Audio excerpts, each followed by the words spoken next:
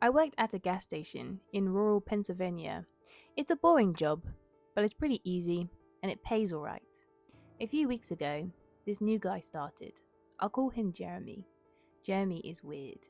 He's about 25 or 26 and he hardly speaks, but he's got the creepiest laugh I've ever heard. My boss and I have both noticed this, but it's never been a problem, so there's not much we can do about it. Customers have never complained about him, and he's always done his job fairly well. Up until a few weeks ago. Anyway, that's when things started going missing. Employee theft can be a problem at any business that sells consumer goods, and there's only one person working at a time at this gas station. It's a pretty small place. About 2 weeks ago, my boss started noticing that we were short on motor oil. At first, it was a few containers at a time, then entire shelves and boxes from the back room. Pretty soon, entire shipments would be gone the day after we got them, and it would always be right after Jeremy's shifts. My boss has checked the security camera tapes from every single night he worked, but he could never catch him in the act. Jeremy would lock up at closing, then the motor oil would be gone the next day. My boss usually takes the tapes home with him to try and catch Jeremy stealing, but his daughter had a softball game last night, so he asked me to watch the tapes for him. He offered to pay me overtime under the table, so obviously I took that offer. There are 3 cameras, so he gave me 3 different tapes to check. I figured it'd be a long night, but I'm trying to save up for a vacation, so I really need the money. I took the tapes home, popped them in an old VCR, and sat back. 2 days ago, the last time he worked, Jeremy started at 4 p.m. Everything seemed pretty normal at first. He counted up his drawer, switched off with the girl who was working before him, and waited for a customer. The first person who came in was Mrs. Templeton. The timestamp on the video read 4:03. A regular. She picked up her cigarettes and her newspaper and paid with a 20. Nothing unusual there. The next customer was some local guy named Ron. He drives a motorcycle, usually comes in every few days. He filled up his tank, got a bag of beef jerky, paid with his credit card, and then left. Next was some guy with a cowboy hat. I'd never seen him before, but we get plenty of strangers passing through, just like at any gas station. He got $40 worth of diesel fuel, paid with a $100 bill, and went on his way. I sat back inside.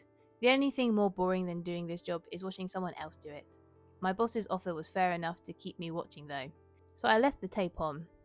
Everything seemed pretty normal.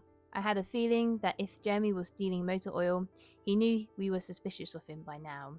I didn't expect him to be dumb enough to let us catch him on camera. Things stayed boring and routine until about 5 o'clock. At 5:03, Mrs. Templeton came back in. She must have forgotten something, but she didn't. She bought the same pack of cigarettes as before and the same newspaper. She paid with another 20. That's odd, I thought. But then again, she's a little absent-minded. I thought Jeremy should have told her she already got her smokes, but it's not against the rules to sell someone the same thing twice.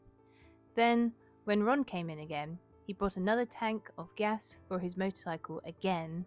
I later checked the outdoor camera because I thought maybe he had another car he wanted to fill up, and the same pack of beef jerky. He paid with his credit card again. No big deal. I figured this was just a weird coincidence. Mrs. Templeton is forgetful, and Ron probably owns more than one Harley. That's when the guy in the cowboy hat came back. I felt a chill run down my spine. Don't get diesel, don't get diesel. I found myself whispering to my empty living room, but he did. He got $40 worth of diesel fuel and paid with another $100 bill. Every move he had made was identical to his first visit, right down to the way he scratched his nose before he walked out. Either this guy is rich, owns a lot of trucks, and just moved into town, or something really bizarre was happening. I kept watching. Every customer for the next hour was the same as before. Every single one. I was seriously freaked out. And then at 6:03, Mrs. Templeton walked back in. She brought her cigarettes and newspapers and paid with a 20 again. I thought I was going to lose it. I only watched another half an hour before I started fast forwarding through the rest. Every customer would come in at the exact same time, exactly 1 hour apart. Now, I know what you're thinking. That sneaky son of a gun, Jeremy, had messed up with the tapes. He had run a loop of his first hour of business over and over. That wasn't the case. There are windows around the cash register area that the camera covers, and I watched the sunlight fade as time ran on. Jeremy's routine didn't loop over. He swept, he mopped, restocked, and did all of his duties exactly how you would expect. But the same customers kept coming in. I was panicking at this point. Something was seriously wrong with what I was seeing, and I had no explanation for it. I skipped ahead to when he locked up and walked out to his car. He hadn't stolen anything, but I kept watching, just to make sure. I fast forward one last time to about midnight. At exactly 12:03, out of nowhere, Jeremy's face pops up on camera. I don't mean he moved his head into view. I mean that 1 second the store was empty, and the next his face all I could see. He wasn't looking at the camera, he was looking at me. I was sure of it. I screamed and fumbled for the remote. By the time I grabbed it, he was gone, just as soon as he had left. One frame he was there, the next he wasn't. My hands were shaking like crazy, but I popped in another tape. The other indoor camera shows the back area by the cash register, and I would be able to see how he got up to put his face in the camera like that. I skipped ahead to 12:03, but there was nothing. I would have been able to see him standing on a chair or something on this tape, but he wasn't there. I didn't see him enter the store at all after he left. It's like he wasn't really there. He doesn't know the security code, and no alarms were triggered that night after he locked up. All I did see, however, was that at 12:03, the motor oil vanished off the shelf. All of it. Same as Jeremy's face. 1 second it was there, and the next it wasn't. I turned the tape off and went to bed. But I didn't get a wink of sleep. My body is exhausted right now, but my mind is racing. That tape was undoubtedly the creepiest, most disturbing thing I've ever seen in my life. I work in a few hours. My boss asked me to bring the tapes back in and let me know what I found. But really, what the hell am I going to say? Jeremy works the night shift tonight, directly after me, and the plan is for my boss to come in just before I leave and confront him with me, as I'm supposed to be the one who caught him stealing. I have no idea what I'm going to do. I suppose I have to show my boss the tapes, but I don't want to watch them with him. I never want to see something like that again. I can't get the image of Jeremy's face smiling directly into the camera out of my mind. It was the creepiest look I've ever seen on another human being's face. Anyway, I'm going to try again to get some last minute sleep before I have to go in and deal with this. I'll let you guys know what happens. Update. 2:49 PM. Updating from my phone. Apologies in advance for any errors. My boss just finished watching the last of the tapes. I told him what to expect, but you can't really prepare someone for something like that. He's scared shitless. I still am too. And Jeremy is due to come in at 4. We've got a little over an hour to get our shit together, but neither one of us knows what to say to him. Is he just a fucked up guy who likes to steal motor oil and scare the shit out of people? Or is it something else? I don't know if this is crazy, but does anyone think he could have anything to do with this time loop? My boss said he never noticed anything like this in the other tapes, but the way he popped up in this one made me think he knew I would be watching. It's like he wanted me to see what he could do, like he was showing off or something. The way he smiled into the camera was like a little kid showing you a sandcastle they just built or something. I don't know. I probably sound crazy. I sure feel the part. I'm going to talk to my boss some more.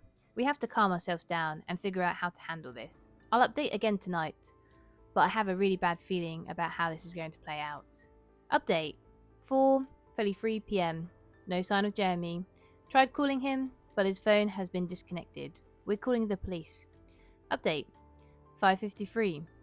No sign of Jeremy. Tried calling him again, but his phone has been disconnected. We're calling the police. Update. 6:33 PM. No sign of Jeremy. Tried calling him, but his phone has been disconnected. We're calling the police. Update. 7:33 PM. No sign of Jeremy. Tried calling him, but his phone has been disconnected. We're calling the police. Update. 8:33 PM. No sign of Jeremy. Tried calling him, but his phone has been disconnected. We're calling the police. Update 10:58 p.m. Holy shit, holy shit, holy shit, holy shit, holy shit. I just got home and saw my previous updates. Things make less sense now than ever. Here's what I can tell you. I went to work. Jeremy never showed up. My boss and I decided to call the police, as you're well aware. When I picked up the phone to call the police, the sun went out. I shit you not. That's what I thought happened. Apparently, I blacked out for exactly 5 hours, because when I looked at the clock, it was 9:53. I think I got stuck in Jeremy's time loop, and then I snapped out of it at the exact point I blacked out, if that makes sense. But that's when things got really weird. My boss was right next to me when I blacked out, ready to corroborate my story to the cops.